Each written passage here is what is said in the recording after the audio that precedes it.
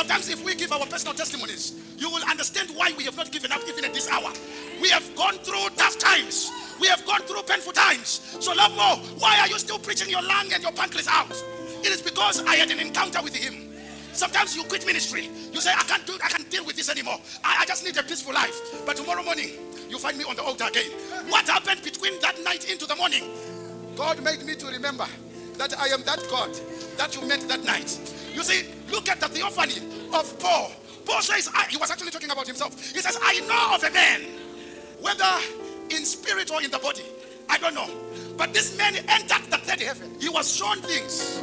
He was told things that are not permissible. You are not allowed to speak them in this realm. Then my question is, why would God show you something and then he tells you, do not speak about it? And God, according to how I understand him, he never does nothing without a reason.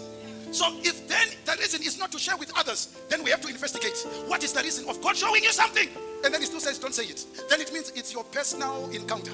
You are, sooner or later, you are going to realize why he encountered me in this way. Then you are going to find out at one other time, a snake bites him. He shakes it off in the fire.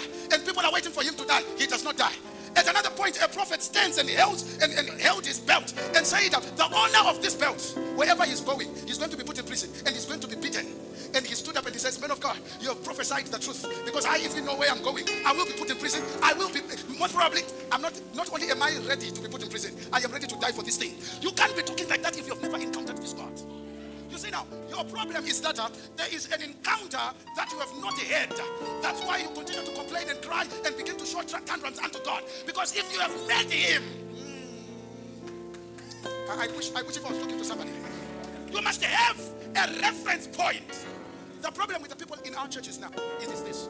They know about God, they have heard about God, but from the next door. There's a difference. If you think you have encountered God, then perhaps you need to ask a man called Job. The way he had a relationship with God, to an extent that himself, he says, God said he is the righteous man. The way he would offer sacrifices. But then read the last chapter of the book of Job, 42. With his mouth, when restoration had taken place, he said, I have only heard about God, but now I have seen with my eyes. So there are people that are moving with what you heard about God, but you have never encountered him. I pray in the name of Jesus. May these nights that we are meeting, may that be your encounter. May that be your encounter. I said, may that be your encounter.